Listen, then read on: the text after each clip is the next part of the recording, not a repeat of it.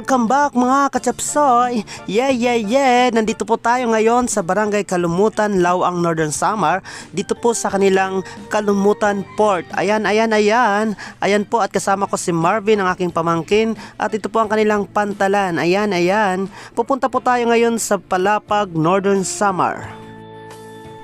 Mula po dito ay tatawid po tayo sa kabilang barangay, ang Barangay Pangpang, Palapag, Northern Samar, kung saan po manggagaling ang ating pagbiyahe papunta po sa bayan ng Palapag. At ayan, sasakay na po tayo dito sa kanilang tinatawag na sampan. Ito po ay isang sasakyang pandagat na ginagamit ng mga residente dito sa pagtawid sa kabilang ibayo. Ay!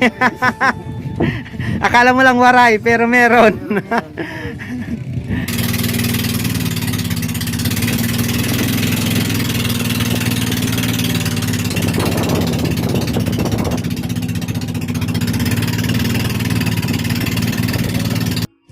Ayan, nandito na po tayo ngayon sa Barangay Pangpang, Palapag, Northern Samar.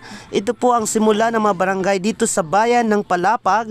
At pupunta po tayo ngayon, babiyahe po tayo ngayon, yes. Papunta po tayo ngayon sa Palapag proper, dito po sa bayan ng Palapag, Northern Samar. At ayan, dadayuhin po natin ang pailaw ng kanilang bayan ngayong Kapaskuhan. Ngayon po ang opening ng kanilang Christmas decor at dadayuhin natin. Tara, let's go! At ayan, yes. Nagumpisa na nga ang aming biyahe mula po dito sa Barangay Pangpang, Palapag, Northern Samar. Ang Barangay Pangpang po ay kabilang sa mga barangay ng bayan ng Palapag. At dito po nanggagaling o dito po mag-uumpisa ang biyahe ng mga papunta ng bayan. Yes. Kung kayo po ay galing ng Katarman, galing po ng ibang mga bayan, karatig bayan ng Palapag, galing po kayo ng bayan ng Laoang, Pambuhan, San Roque, Katubig, Las Navas, kailangan nyo munang biyahe papunta ng bayan ng Laoang at papunta po dito sa Barangay Kalumutan, Laoang, Northern Samar, doon po sa pantalan na ating pinakita kanina, guys. Yes. At pagkaraan galing po sa Barangay Kalumutan, kayo naman po ay sasakay ng tinatawag na sampan. Yes. Yung sampan po, yung sasakyang pandagat na ating sinakyan kanina. Yes. At mula po dito sa Barangay Pangpang, pagkarating ninyo, kayo naman po ay babiyahe na. Opo, mahingal na akong magsalita. Kailangan ko palang huminga. Babiyahe na po kayo dito mula po dito sa Barangay Pangpang. Papunta na po, ng bayan ng Palapag. Yes. Shoutout po sa lahat po ng mga taga Pangpang, Barangay Pangpang, Palapag, Northern Samar. Ang gaganda po ng mga bahay at mababait po yung mga tao, mga residente dito. Shoutout po. Lalo na po doon sa mga nasa malalayong lugar. Yeah. Ayan, shoutout po at narating po ng inyong Maestro Waray muli ang inyong barangay. Ayan. At palabas na po tayo ng Barangay Pangpang, Palapag, Northern Samar. Yes. Hala, medyo maulan. Ay, medyo maulan. Wala pa. Hala, medyo maambon. Ano ba yan? Sana wag tayong abutan. Wala pa naman tayong tawag ito, ekstrang damit. Walang ang underwear.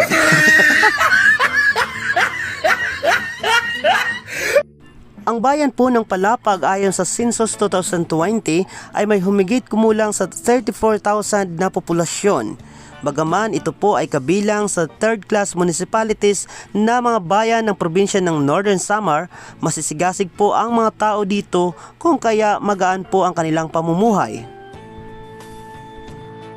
Ang bayan po ng Palapag, Northern Samar ay binubuo ng 32 mga barangay na pawang magaganda at nararapat bisitahin. Yes. Kapag may pagkakataon, bibisitahin natin yan lahat. Yes, opo.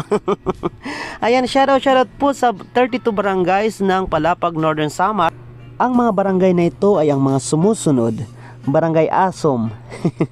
Pero mababango po yung mga tao dito. Sa wari kasi kapag sinabing asom sa Tagalog, ibig sabihin nun maasim, yung tulad ng suka. Ayan, Barangay Asom, Barangay Bagakay, Barangay Bangon. Pag sinabing bangon sa Tagalog, yon yung tumatayo, tumutugbos. So yung mga tao dito ay hindi lang sila bumabangon, natutulog din sila pag may time. Ayan, Barangay Bangon, Barangay Benigno is Aquino Jr., Barangay Binay, Barangay Kabariwan, Barangay Kabatuan, Barangay Campidico. Ayan, by the way, Barangay Kabatuan, talagang literal na mabato po yung lugar nila. Pero napakaganda pong barangay na yan. Ayan, shoutout po sa mga taga Barangay Kabatuan. Barangay Campidico, Barangay Kapakuhan, Barangay Hangtod. Pansin ko lang mga kachapso, yung mga barangay po sa buong Pilipinas ay kadalasang may pinaguhugutan po yung mga pangalan. Kagaya po ng mga barangay nila dito sa Palapag, Northern Samar, yung kanilang mga pangalan po ng mga kanilang mga barangay ay karaniwan tungkol sa mga bagay-bagay o lugar. Ayan. Katulad po ng ito, ayan, Barangay Kabatuan. Literal pong mabato po ang lugar na yan. Barangay Kabariwan. Yung tatawag na bariw, yan po yung ginagawang, kung hindi ako nagkakamali, ginagawang pawid. Ayan. So, siguro maraming mga bariw dyan. Yes, yo. Barangay Campidico, Barangay Kapakuhan. Siguro ko dito sa Barangay Kapakuhan, marami ditong pako. Alam nyo ba yung pako? Yung inuutan yan, upo, masarap yan. Shoutout doon sa mga kumakain ng pako at sa lahat po ng mga taga Barangay Kapakuhan. Barangay Hangtod. Dati napagkakamalan ko itong angtod. Alam nyo ba sa waray kapag sinabing angtod, ibig sabihin yan sa Tagalog, yung parang barangay asom din eh. Pag sinabing maangtod, ibig sabihin maasim na yung amoy mo o kaya mabaho ka na. Ayan, parang siya mabaho. Ayan, Barangay Laniwan, Barangay Mabaras. Yung Barangay Mabaras, siguro ko mabaras ini dito. Alam nyo ba pag sinabing mabaras, ibig sabihin mabaras. Yung bang Tagalog ng mabaras, ng baras? Basta yung English na lang, yun yung madali. Pag sinabing baras sa English, sand. Ayan, Barangay Masand. Ayan, Barangay Magsaysay. Ayan, mayroon din pala sila ditong magsaysay katulad ng sa Lawang. Nako, posibleng may maestro waray din sila dito. Ayan, Barangay Manahaw, Barangay Mapno, Barangay Maragano, Barangay Matambag. Ayan, Barangay Matambag. Napakaganda po ng lugar na yan. Barangay Munbon. Ayan, yung Barangay Munbon ay isa pong napakagandang lugar at may mga beach resort po dyan. Ayan, maganda po yung lugar na yan. Barangay Nagbubtak. Natawa ako ng konti.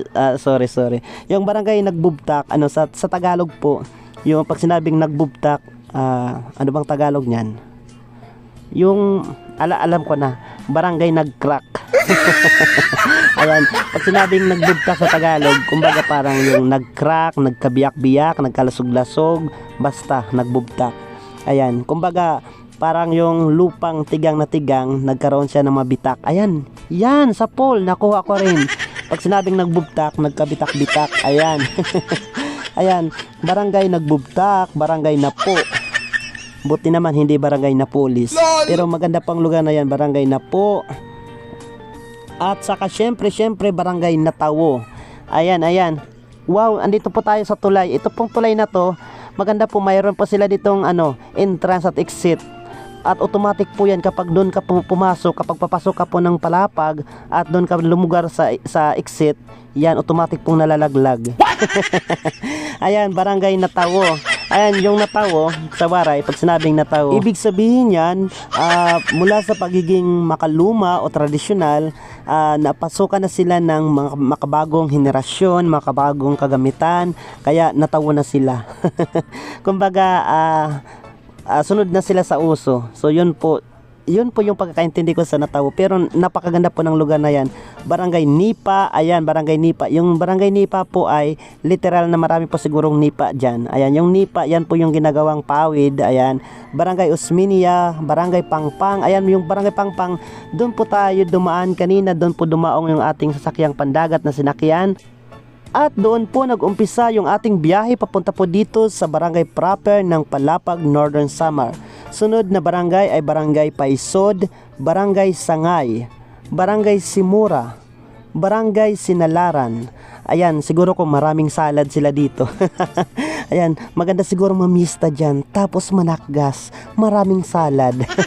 Barangay Sinalaran, napakaganda po ng lugar na yan. Barangay Sumuroy, Barangay Talolora, Barangay Tambangan, at syempre ang Barangay Tinampo. Ayan, yung Barangay Tinampo, ano ba yan? Paano ba yan ipaliwanag?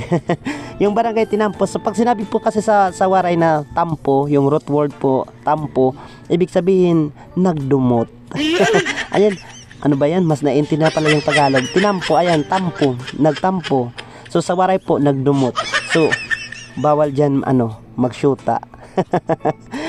Matampuhin dyan. Pero joke lang po, mababait po yung mga tao dyan at may mga kaibigan po tayo dyan sa Barangay Tinampo. Shoutout po kay Nikki Galono at sa kanyang asawa, nakalimutan ko yung pangalan, na dyan po nakatira sa Barangay Tinampo.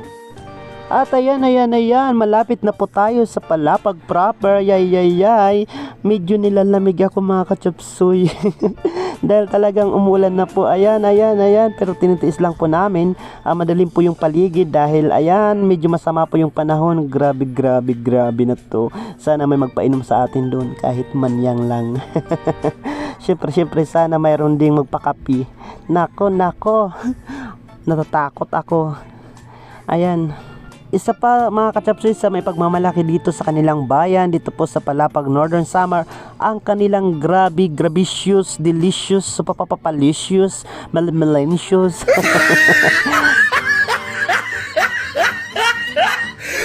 Ayan, gaya nga ng sinasabi ko, isa pa sa may pagmamalaki nila dito ay ang kanilang napakagagandang mga tanawin. And of course, yes, ang mga residente po ng lahat po ng mga barangay ng Palapag Northern Samar ay napakababait po. Marami po tayong mga kaibigan dito at siyang tunay pong napakababait po ng mga tao dito po sa Palapag Northern Samar. Ligtas po silang dayuhin dito dahil mababait po yung mga residente, ligtas po yung kanilang bayan at maganda po yung seguridad nila dito, kaya po tara na, dalaw na. Opo. Dito po, ayan, oh, nandiyan na yung kanilang welcome to Palapag. Ayan, welcome to Palapag Northern Samar. Grabe.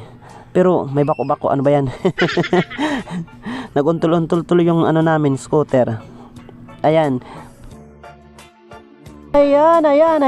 Nandito na nga tayo sa pinakasentro ng kanilang bayan. Ito po ang Palapag proper. At ayan, may paisa-isa, umanaka-naka na tayong nakikita mga tao. Nako, umuulan, yay. Nako, umaambon. At nandito po yung kanilang sais. Ito po yung pinakasentro ng sentrong paaralan po ng kanilang bayan. Pagkatapos po ng sais, city.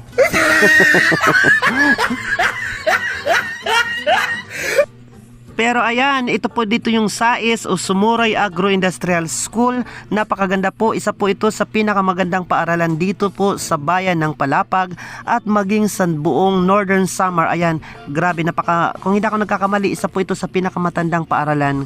Yes, yo. Napakalawak po at sa pagkakaalam po natin, napakarami pong pagkilala o mga awards ang natanggap po ng paaralang ito dahil masisigasig po, yes, masisigasig po yung mga guro dito, pati po ang pamunuan ng paaralan. Shoutout po sa inyo. Ayan. Siyempre, kailangan na nating lumiko. Ayan, at nandito na po tayo. Yes, papunta na po tayo sa kanilang plaza. Ayan. Napakaganda po ng Palapag Northern Samar at napakayaman po sa kultura at tradisyon ang bayang ito. Grabe. Isa nga sa may pagmamalaki ng kanilang bayan, ang pagkakaroon nila ng bayani. Opo. Yes, mayroon po sila ditong bayani. Isa pong bayani na nakipaglaban po sa mga mananakop na dayuhan. Ang pangalan po niya ay Agustin Sumuroy o Agustin Sumudoy. Ayan. Isa po ito sa dahilan kung bakit po ang bayan ng Palapag ay kilala sa pagiging matapang, ngunit makatao, makatwiran at syempre may pusong marunong magpahalaga sa kapwa, may malasakit at pagmamahal sa kapwa at pamilya. Ayan. Again, shoutout po sa lahat po ng mga taga Palapag Northern Samar at syempre pa-follow naman po at pa-subscribe ng aking Facebook page at YouTube channel na Maestro Waray dahil dumayo po kami dito sa inyong bayan at syempre babalik po tayo dito. Grabe, magde-debut po tayo dito sa kanilang buong bayan. Ngayon po kasi medyo nakulpan medyo hapon na po tayo nakapunta dito dahil masama po yung panahon kasing sama niya nang iniwan kanya. Ayan, nakikita na natin yung kanilang auditorium at ang kanilang plaza, Miranda, ang kanilang parke. Ayan, Ito po dito, wow, wow, wow. Yung mga tao pa isa-isa nang nagpupuntahan dito at kami na lang atang iniintay para mag-switch on. Yes, yo. Mag-switch on ng kanilang ng kanilang pailaw pero burn out kanina. Aywan ko kung may ilaw na po ngayon. Yes, yo. Shoutout po sa Norsamil ko. Ayan, nandito na tayo guys. Wow, excited ako. Ayan, ito po yung kanilang auditorium at nandito po, ayan, syempre park na tayo. Wow, all set na po at ayan, inaantay na lang kami mag-switch on ng kanilang pailaw. At ayan, grabe, abangan natin to, grabe, ang ganda mga kachapsoyo. Ayan, ngayon pa nga lang na wala pang ilaw, grabe, maganda na po. Abangan natin mamaya, magka-countdown yan. Yes, kami po yung magbibilang. At ayan, maraming salamat po sa inyong pagsubaybay at patuloy na pagsuporta sa inyong nag-iisang Maestro Waray. Abangan po ninyo ang part 2 ng pailaw po dito sa plaza at opening ng kanilang Christmas decor dito sa Palapag, Northern Samar. Ayan, again, shoutout po sa lahat po ng followers, subscribers ng inyong nag-iisang Maestro Waray. Thank you so much sa patuloy ninyong pagsubaybay, pagsuporta at pagmamahal. Ayan, break it down you.